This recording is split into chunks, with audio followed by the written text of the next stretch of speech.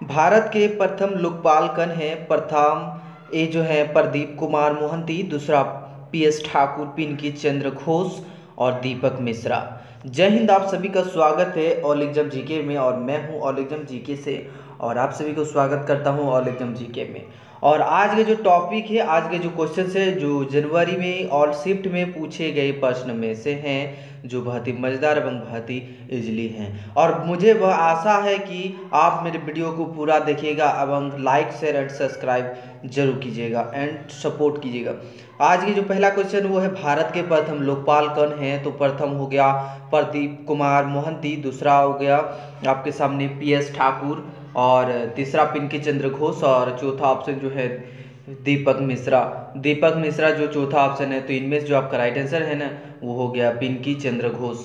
पिंकी चंद्र घोष यानी option number सी जो है वो हो गया आपका राइट आंसर। पिंकी चंद्र घोष यानी आपका right answer option number C आपका राइट आंसर है। तो चलिए देखते हैं अगला प्रश्न। अगला प्रश्न जो है आपके सामने कि भोपाल जो है ना, क्वेश्चन में बात करते हैं कि भोपाल जो है कितनी पहाड़ियों पर बसा है? भोपाल भोपाल कितनी पहाड़ियों पर बसा है? पहला ऑप्शन हो गया आपके सामने, पहला ऑप्शन हो गया 7 पहाड़ियों पर, दूसरा ऑप्शन 5 पहाड़ियों पर, तीसरा ऑप्शन 1 पहाड़ियों पर और चौथा ऑप्शन जो है ना 2 पहाड़ियों पर। 4 ऑप्शन है, 4 ऑप्शन में से आपको बताना है कि भोपाल जो है ना कितने पहाड़ियों पर घिरा हुआ है। तो भोपाल की बात करें तो भोपाल जो है हमारा वो 5 पहाड़ियों पर घिरा हुआ है, 5 पहाड़ियों से घिरा हुआ है भोपाल। यानी option number B, option number B जो है आपका राइट आंसर है। ऑप्शन बी यानी आपका राइट आंसर है। तो चले देखते हैं अगला प्रश्न। अगला प्रश्न आपके सामने हो गया कि भारत में जो है ना, भारत में विद्युत तार के जनक कौन है? भारत में विद्युत तार के जो जनक है वो कौन है? ऑप्शन आपके सामने हो गया लॉर्ड कैनिंग हो गया, दूसरा ऑप्शन हो गया विलियम बेटिक हो गया, तीसरा ऑप्शन हो गया लॉर्ड डलहौजी हो गया और चौथा ऑप्शन हो गया इनमें से कोई नहीं होगा। तो इनमें से आपको बताना है कि राइट आंसर क्या है कि भारत में विद्युत तार के जनक कौन है। भारत में विद्युत तार के जनक कौन है ये बताने हैं, बहुत ही इजली क्वेश्चन है। तो भारत में विद्युत तार के जो जनक है वो हो गया लॉर्ड डलहौजी। लॉर्ड डलहौजी यानी ऑप्शन नंबर सी जो है वो आपके राइट आंसर है। ऑप्शन नंबर सी यानी आपका राइट आंसर, ऑप्शन सी यानी आपका राइट आंसर है। तो चलिए देखते हैं अगला प्रश्न। अगला प्रश्न देखते हैं कि अगला प्रश्न हो गया आपके सामने पहले कि शनि ग्रह किस गैस से बना है? क्वेश्चन बहुत ही मजेदार है कि शनि ग्रह जो है ना किस गैस से बना है? शनि ग्रह, शनि ग्रह किस गैस से बना है? पहला हो गया हाइड्रोजन, दूसरा ऑप्शन नाइट्रोजन और तीसरा ऑप्शन हो गया ऑक्सीजन और चौथा ऑप्शन हो गया आपके सामने वो हो गया हीलियम। चौथा ऑप्शन हीलियम हो गया। तो इनमें से जो आपका राइट आंसर है वो हो गया हाइड्रोजन। शनि ग्रह जो बना है ना, शनि ग्रह वो हाइड्रोजन गैस से बना है। शनि ग्रह हाइड्रोजन गैस से बना है। शनि ग्रह हाइड्रोजन गैस से, शनि ग्रह हाइड्रोजन गैस से बना हुआ है, हाइड्रोजन। और ये भी बताया जाए कि क्वेश्चन से में ऑप्शन ए जो है आपका राइट आंसर है। और ये भी बताएं कि इनमें से जो और भी जो बुध ग्रह है, बृहस्पति ग्रह है, उनमें से जो ग्रह बने हुए हैं वो किस ग्रह से बने हुए हैं? शनि ग्रह हाइड्रोजन गैस से बना है एवं शुक्र ग्रह किस गैस से बना है वो आपको कमेंट में बताने हैं। तो चलिए देखते हैं अगला प्रश्न। अगला प्रश्न है वो हो गया भारत का प्रथम नागरिक कौन होता है? भारत का प्रथम नागरिक कौन होता है? पहला ऑप्शन हो गया प्रधानमंत्री, दूसरा ऑप्शन की बात करें, दूसरा ऑप्शन आपके सामने हो गया दूसरा ऑप्शन हो गया राष्ट्रपति, दूसरा ऑप्शन राष्ट्रपति, तीसरा ऑप्शन हो गया राज्यपाल और चौथा ऑप्शन जो है ना उपराष्ट्रपति। तो भारत के जो प्रथम नागरिक है वो कौन है? भारत के प्रथम नागरिक जो है कौन है? तो भारत के प्रथम नागरिक जो है ना वो हो गया आपके सामने जो है भारत के प्रथम नागरिक वो हो गया राष्ट्रपति। भारत के प्रथम नागरिक राष्ट्रपति यानी ऑप्शन नंबर बी जो है आपका राइट आंसर है। और ये भी क्वेश्चन में बात करें कि क्वेश्चन में ये भी ऐड होता है कि भारत का जो द्वितीय नागरिक है, भारत का जो द्वितीय नागरिक है वो कौन है? यानी भारत के जो सेकंड नागरिक है, भारत के जो सेकंड नागरिक है वो कौन है? भारत के सेकंड नागरिक कौन है वो बताने हैं आपको कमेंट सेक्शन में। तो चलिए देखते हैं अगला प्रश्न। अगला प्रश्न देखते हैं। अगला प्रश्न आपके सामने हो गया कि भारत का दूसरा नागरिक, क्वेश्चन में वही आ गया कि भारत का जो दूसरा नागरिक है वो कौन है? भारत का दूसरा नागरिक कौन है वो बताने, पहले तो पहला नागरिक, अब दूसरा नागरिक कौन है पहले ही बता दिया गया, लेकिन ये आपको कमेंट में बताना है कि भारत का दूसरा नागरिक है कौन। तो पहला ऑप्शन हो गया प्रधानमंत्री हो गया, और दूसरे ऑप्शन की बात करें तो उपराष्ट्रपति, तीसरा ऑप्शन हो गया गवर्नर, और चौथा ऑप्शन हो गया प्रधानमंत्री। तो ए बी सी और डी इनमें से बताना है कि आपका राइट आंसर कौन सा है, यानी राइट आंसर। तो इनमें से जो आपका राइट आंसर है ना, इनमें से जो आपका राइट आंसर है वो हो गया आपके सामने उपराष्ट्रपति। पहले बताए गए कि कमेंट में बताना है, लेकिन यहाँ पर बता दिया गया कि आपका जो द्वितीय नागरिक है वो हो गया उपराष्ट्रपति, यानी ऑप्शन नंबर बी जो है, ऑप्शन नंबर बी जो है आपका राइट आंसर है। तो चलिए देखते हैं नेक्स्ट क्वेश्चन। नेक्स्ट क्वेश्चन देखते हैं आपके सामने। नेक्स्ट क्वेश्चन हो गया कि भारत का राष्ट्रगान जो है, क्वेश्चन में ये बहुत इजली है और ये सभी को जानना जरूरी है, और बहुत ही मज़ेदार एवं बहुत ही हेल्पफुल क्वेश्चन है, और ये सभी जगह पूछे जाते हैं कि भारत का राष्ट्रगान जो है ना किसने लिखा। यदि आप पढ़ते हैं तो भी आपको पूछे जाएंगे, कोई भी किसी भी इंसान आपको पूछेंगे कि भारत का राष्ट्रगान जो है वो किसने लिखा। तो भारत का राष्ट्रगान जो है किसने लिखा, पहला हो गया डॉक्टर राजेंद्र प्रसाद, दूसरा हो गया भीमराव अंबेडकर, और तीसरा ऑप्शन हो गया रविंद्रनाथ टैगोर यानी रविंद्रनाथ ठाकुर, और इनमें से कोई नहीं, ये बताना है। तो भारत का राष्ट्रगान किसने लिखा था ये आपको बताने हैं। तो भारत का राष्ट्रगान जो लिखने वाले थे वो हो गया आपके सामने, भारत का राष्ट्रगान लिखने वाले में से जो है ना वो हो गया रविंद्रनाथ टैगोर। रविंद्रनाथ टैगोर यानी ऑप्शन नंबर सी जो है, ऑप्शन नंबर सी यानी आपका राइट आंसर, यानी भारत का राष्ट्रगान जो लिखने वाला है, यानी लिखने वाला नहीं जो लिखा है वो हो गया रविंद्रनाथ ठाकुर यानी Rabindranath Tagore, option number C. और ये भी कमेंट, ये भी क्वेश्चन में पूछे जा रहे हैं कि ऑप्शन नंबर, ये भी क्वेश्चन में ये पहले क्लियर करने दो, क्लियर करने के बाद बता रहे हैं क्वेश्चंस कि ऑप्शन नंबर बी में जो बताए गए कि भीमराव अंबेडकर जो हैं वो किस जाति के थे। भीमराव अंबेडकर जो है वो किस जाति के थे, जिसने संविधान को लिखा, भीमराव अंबेडकर ये किस जाति के थे। ये भी क्वेश्चन में आपको ऐड की जा रही है ये कमेंट सेक्शन में। ये हो गया आपका कमेंट सेक्शन का आंसर, ये आपको बताने हैं। और रविंद्रनाथ, भारत का राष्ट्रगान जो लिखने वाला है, जो लिखा था वो हो गया रविंद्रनाथ ठाकुर, यानी ऑप्शन नंबर सी आपका राइट आंसर है। तो चलिए देखते हैं अगला क्वेश्चन। अगला क्वेश्चन आपके सामने कि विश्व का सबसे बड़ा द्वीप, विश्व का सबसे बड़ा द्वीप कौन सा है। इनमें से चार ऑप्शन में से बताना है कि विश्व का सबसे बड़ा द्वीप कौन सा है। क्वेश्चन में यह भी बताया जा रहे हैं कि जो क्वेश्चन है कि ये चार ऑप्शन हैं, ये चार ऑप्शन है ना, इन चार ऑप्शन में से आपको बताना है कि सबसे बड़ा द्वीप कौन सा है। चार ऑप्शन में से, चार ऑप्शन में से सबसे बड़ा द्वीप कौन सा है। अमेरिका हो गया, अफ्रीका हो गया, ग्रीनलैंड हो गया, इंडोनेशिया हो गया। तो इनमें से जो आपका राइट आंसर है, इनमें से जो आपका राइट आंसर है वो हो गया आपके सामने जो वो हो गया ग्रीनलैंड, ग्रीनलैंड यानी ऑप्शन नंबर सी जो है आपका राइट आंसर है। यानी विश्व का सबसे बड़ा द्वीप कौन सा है वो हो गया ग्रीनलैंड, यानी ऑप्शन नंबर सी आपका राइट आंसर है। और कमेंट के लिए ऐड होता है, कमेंट के लिए ऐड होता है कि अमेरिका या फिर तो अफ्रीका किस कौन से नंबर पर आता है, यानी किस नंबर पर आता है, पहला, दूसरा, तीसरा, चौथा, वैसे में आपको कमेंट सेक्शन में बताना है। तो चलिए देखते हैं अगला प्रश्न।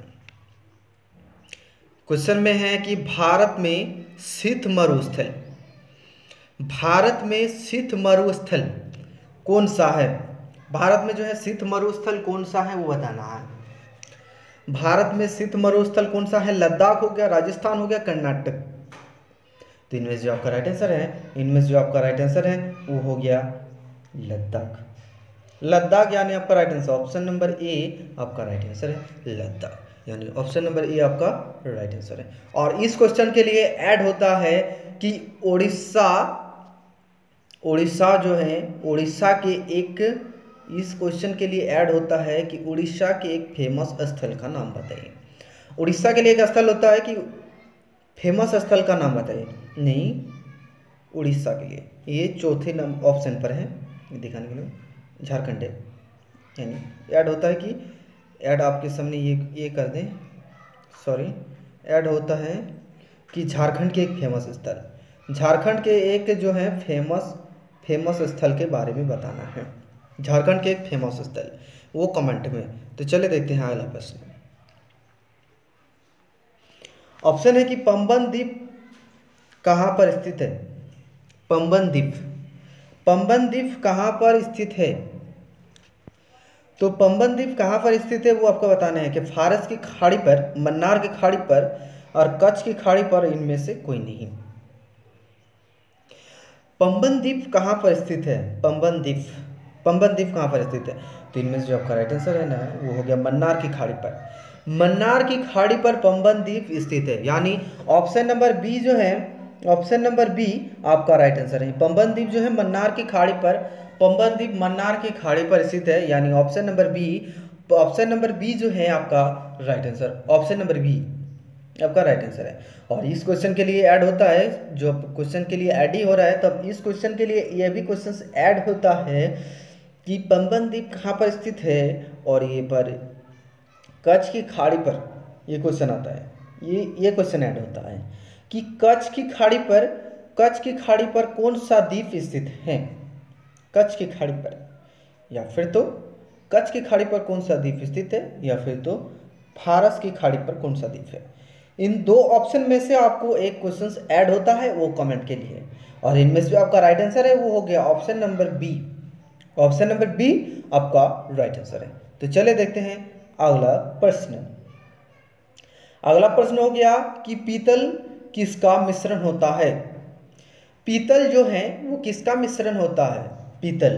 पीतल किसका मिश्रण होता है? ये हम 6, 7, 8 से ही पढ़ते चले आ रहे हैं, 6, 7, 8 से ही पढ़ते चले आ रहे हैं कि पीतल जो है ये एक मिश्रण है, मिश्रण होता है। वो किसके, जो मिश्रण की बात होती है ना, वो हम 8 क्लास में, जो 8 स्टैंडर्ड में होते हैं ना, तभी से हम पढ़ना स्टार्ट करते थे, वो भी उस वर्ग में जो है मिश्रण का टॉपिक है।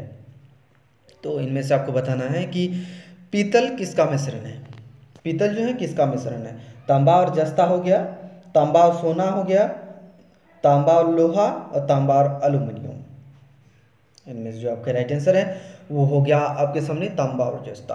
तांबा और जस्ता यानी आपका राइट आंसर। तांबा और जस्ता जो है पीतल का एक मिश्रण है। पीतल किसका मिश्रण है? तांबा और जस्ता का, यानी ऑप्शन नंबर ए जो है आपका राइट आंसर, यानी ऑप्शन नंबर ए आपका सही आंसर है। और इस क्वेश्चन के लिए ऐड होता है, इस क्वेश्चन के लिए ऐड होता है कि लोहा के साथ क्या मिलाया जाए ताकि तांबा बने? लोहा के साथ क्या मिलाया जाए ताकि तांबा बने? ये क्वेश्चन आपको कमेंट के लिए ऐड होता है। ये क्वेश्चन आपको कमेंट के लिए ऐड होता है। तांबा के साथ क्या मिलाया जाए कि ताकि लोहा बने, या फिर तो लोहा के साथ क्या बनाया जाए ताकि तांबा बने।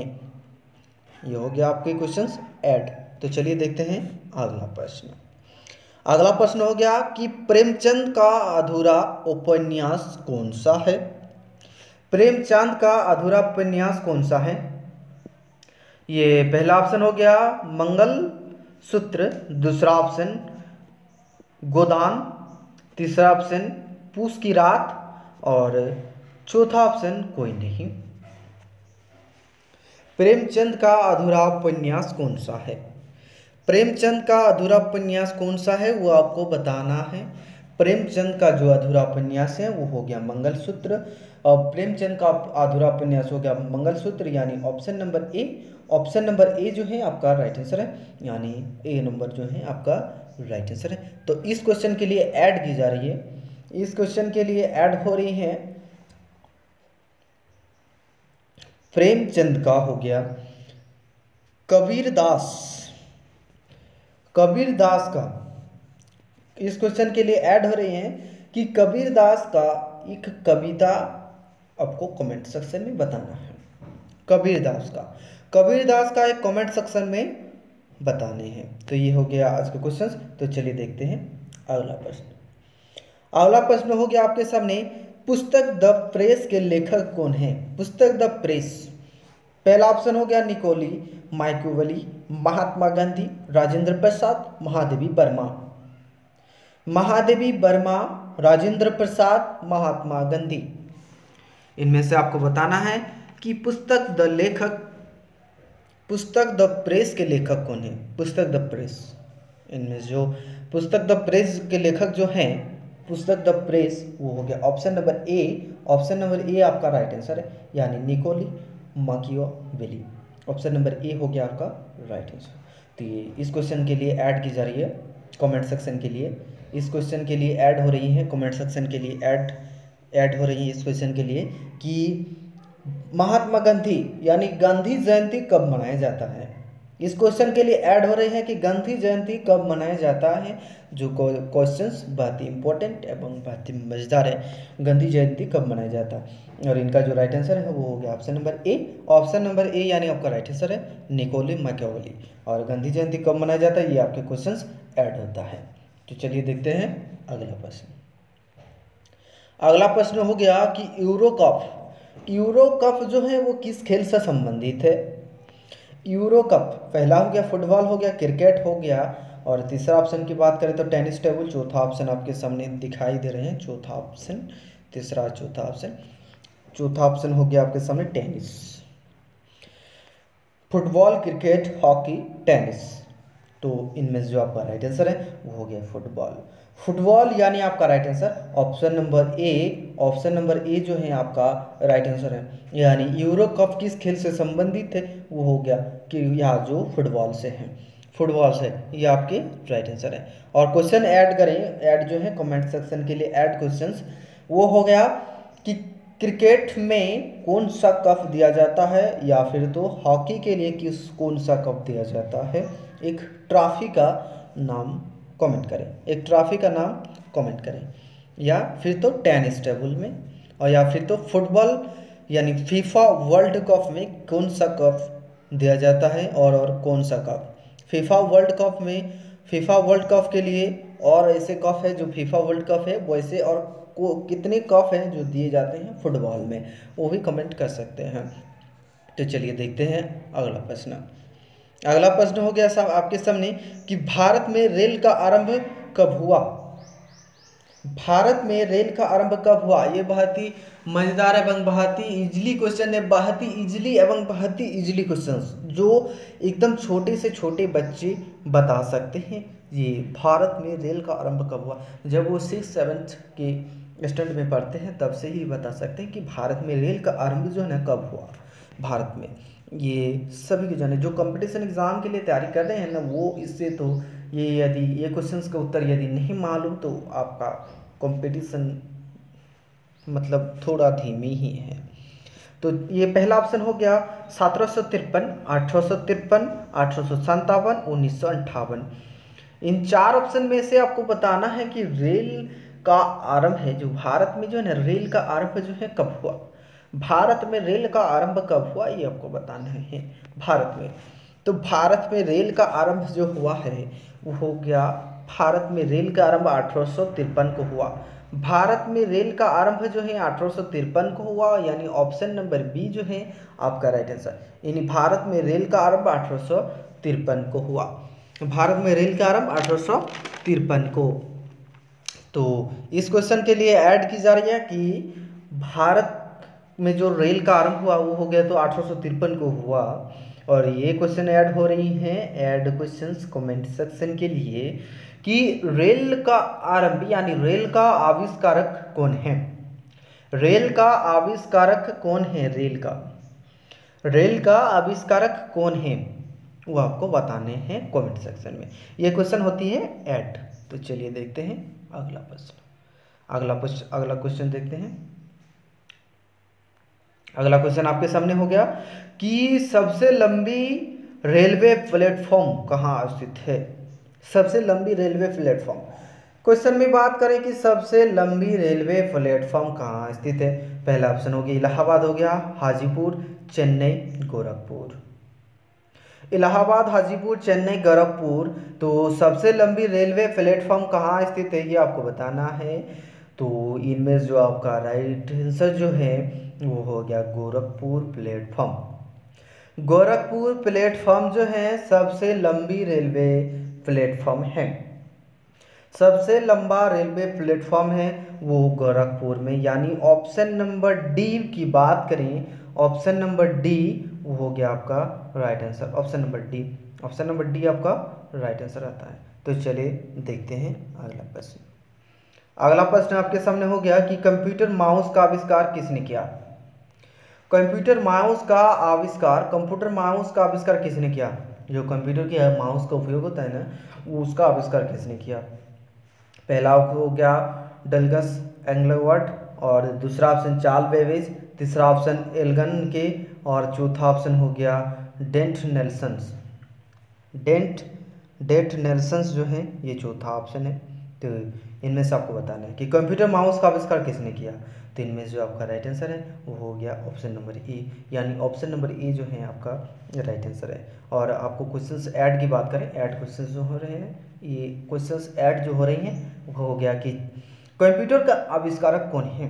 इन चार ऑप्शन में से भी दिया गया है, ये आपको वो देख के पर भी अनुमान लगा लेना है कि कंप्यूटर का आविष्कार कौन है, यानी आविष्कारक कौन है कंप्यूटर का। इन चार ऑप्शन में से ही है, इनमें से बताना है। तो चलिए देखते हैं अगला प्रश्न। अगला प्रश्न हो गया रेल इंजन के आविष्कारक कौन है। रेल इंजन का आविष्कारक कौन है वो क्वेश्चन पहले ऐड की गई, वो आपको यहाँ पर बताना है। यदि नहीं मालूम तो यहाँ पर बता दी जा रही है कि रेल इंजन के आविष्कारक जो है ना वो हो गया, पहला ऑप्शन आपके सामने जॉर्ज ऑरवेल, दूसरा ऑप्शन अब्दुल जफर खान, और तीसरा ऑप्शन हो गया चार्ल्स स्टीफन और रदरफोर्ड। तो इनमें से जो आपका राइट आंसर है ना, वो इसमें से जो आपका राइट आंसर है वो हो गया चार्ल्स स्टीफन, ये आपका right answer. Option number C आपका राइट आंसर है। तो चलिए, और तीसरा ऑप्शन उपरोक्त में से सभी। पहला ऑप्शन भारतीय रेल का स्लोगन क्या है। राष्ट्र की जीवन रेखा, राष्ट्र की कार्यवाही सड़क, राष्ट्र सेवा की रोड, और उपरोक्त में से सभी। इनमें से जो आपका राइट आंसर है वो हो गया आपके सामने राष्ट्र की जीवन रेखा, यानी ऑप्शन नंबर ए आपका राइट आंसर है। भारतीय रेल का स्लोगन क्या है ना, राष्ट्रीय जीवन की रेखा, ये हो गया आपका राइट आंसर। तो चलिए देखते हैं अगला प्रश्न। चौरी चौरा नामक प्रसिद्ध स्थान कहाँ स्थित है। चौरी चौरा नामक प्रसिद्ध स्थान जो है वो कहाँ स्थित है।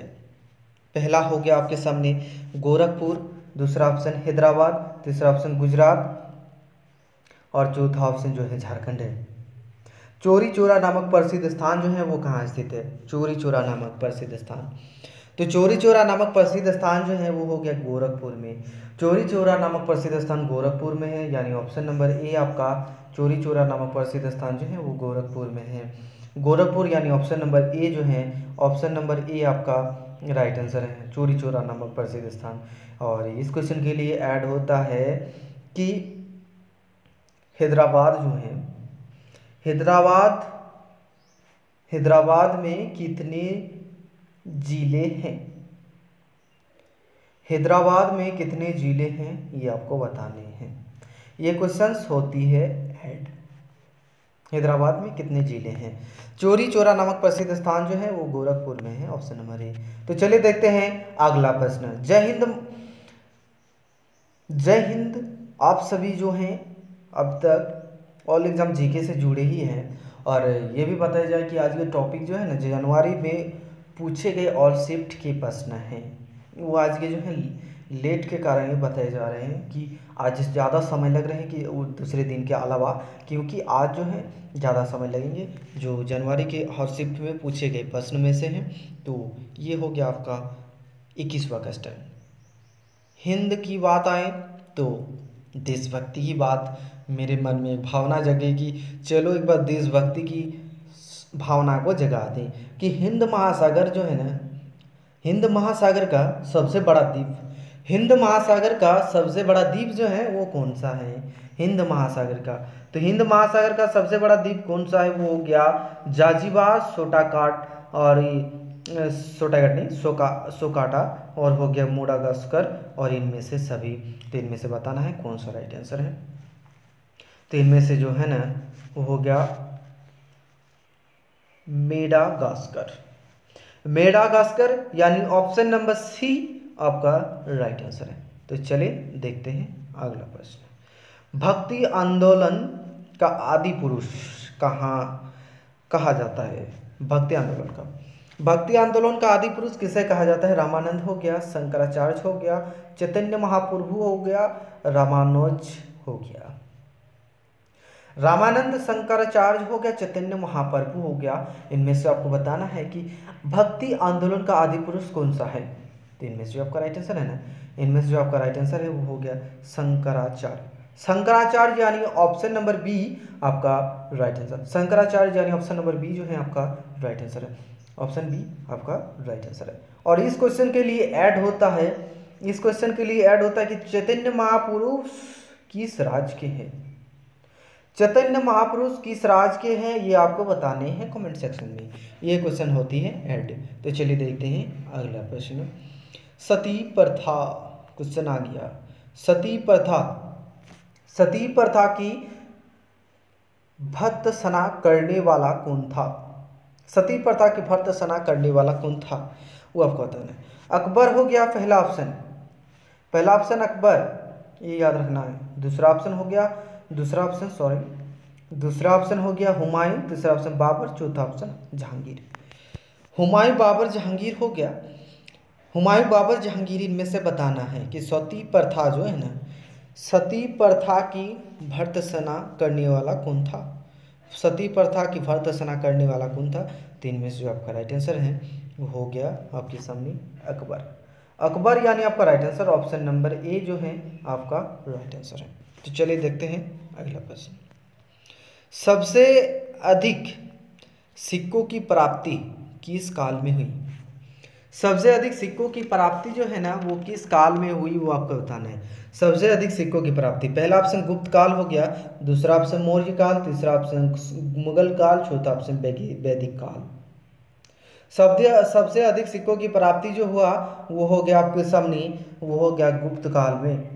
गुप्त काल में सबसे अधिक सिक्कों की प्राप्ति हुआ यानी ऑप्शन नंबर ए जो है आपका राइट आंसर है। और ये क्वेश्चन ऐड होता है आपके सामने, जो ऐड होता है क्वेश्चंस होता है वो हो गया कि मुगल काल के जो है ना संस्थापक कौन है? मुगल काल के संस्थापक कौन है, ये क्वेश्चन आपको ऐड की जाती है ये कमेंट सेक्शन में बताए जाने के लिए। तो चलिए देखते हैं अगला प्रश्न हो गया कि ओशक सम्राट जो है ना, ओशक सम्राट किस वंश से संबंधित है? ओशक सम्राट किस वंश से संबंधित है? वर्धमान, कुषाण, मौर्य और इनमें से कोई नहीं। ओशक सम्राट बताना है किस वंश से संबंधित है। ओशक सम्राट वो हो गया वर्धमान हो गया, कुषाण हो गया, मौर्य वंश हो गया और इनमें से कोई नहीं। तो इनमें से आपको बताना है कि मौर्य सम्राट जो नहीं, मौर्य सम्राट हो गया, कुषाण हो गया, वर्धमान हो गया, इनमें से कोई नहीं। तो इनमें से जो आपका राइट आंसर है ना वो हो गया मौर्य सम्राट से। मौर्य वंश से जो है ना ओशक सम्राट जो है ना, सम्राट ओशक जो है इस वंश से संबंधित है यानी ऑप्शन नंबर सी आपका राइट आंसर है। तो चलिए देखते हैं अगला प्रश्न 26वें नंबर क्वेश्चन पर आता है कि अरब सागर की राजधानी किसे कहा जाता है। क्वेश्चन में बात करते हैं कि अरब सागर की राजधानी जो है ना वो किसे कहा जाता है। वो हो गया मुंबई बंदरगाह होगा, विशाखापट्टनम बंदरगाह और कोचीन बंदरगाह और इनमें से सभी ये क्वेश्चन आता है कि राजधानी किसे कहा जाता है। तो अरब सागर की राजधानी जो है वो हो गया कोचीन बंदरगाह को कहा जाता है। अरब सागर की राजधानी जो है वो कोचीन बंदरगाह को कहा जाता है यानी ऑप्शन नंबर सी जो है आपका राइट आंसर है। तो चलिए देखते हैं अगला प्रश्न आपके सामने कि भारत की पहली यूरेनियम खान कहाँ है? भारत का पहला यूरेनियम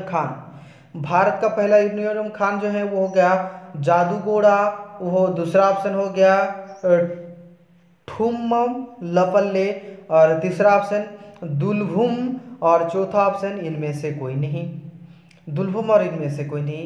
और ये आपको बताने हैं आंसर। तो इनमें से जो आपका राइट आंसर है वो हो गया जादूगोड़ा। जादूगोड़ा यानी ऑप्शन नंबर ए जो है आपका राइट आंसर है। जादूगोड़ा यानी ऑप्शन नंबर ए जो है आपका राइट आंसर है। ये हो गया आपका राइट आंसर। तो चलिए देखते हैं अगला क्वेश्चन। इस क्वेश्चन के लिए ऐड नहीं की जा रही है, तो देखते हैं अगला क्वेश्चन। अगला क्वेश्चन आपके सामने हो गया कि लूनी नदी, अगला क्वेश्चन हो गया कि लूनी नदी कहाँ खत्म होती है।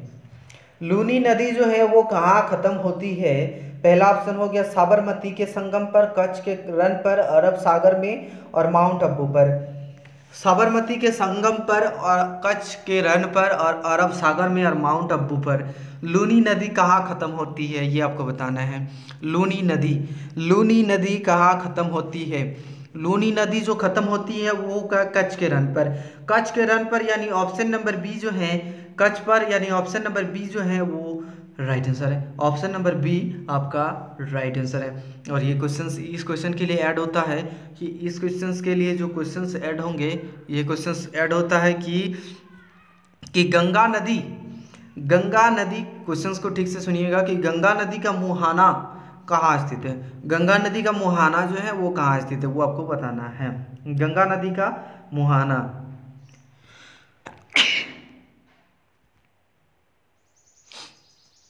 गंगा नदी का मुहाना कहाँ स्थित है वो क्वेश्चन ऐड होता है। तो चलिए देखते हैं अगला प्रश्न।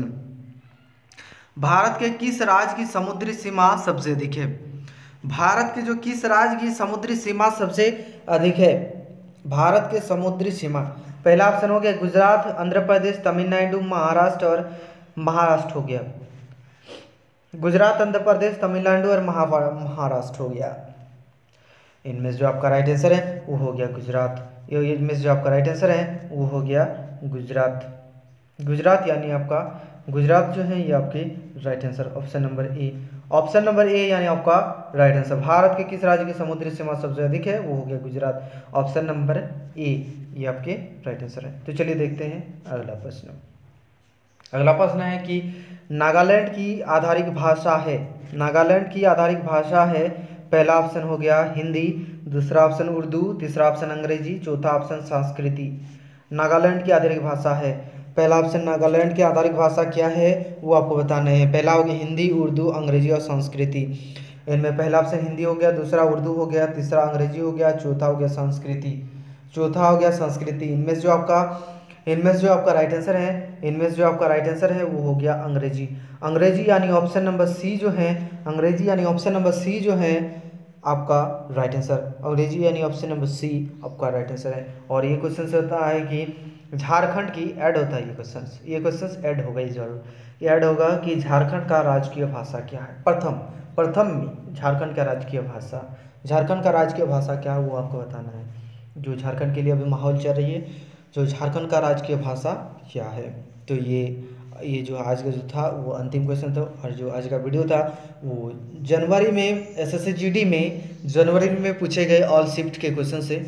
और आज का जो टॉपिक था वो बहुत ही मज़ेदार एवं बहुत ही हेल्पफुल था। और जो अगला वीडियो आने वाला वो भी बहुत ही मज़ेदार एवं बहुत ही हेल्पफुल था। और आज का वीडियो पूरा देखने के लिए धन्यवाद। यदि चैनल पर नए तो चैनल को सब्सक्राइब करें, सपोर्ट करें एवं शेयर करें। तो जय हिंद, थैंक यू।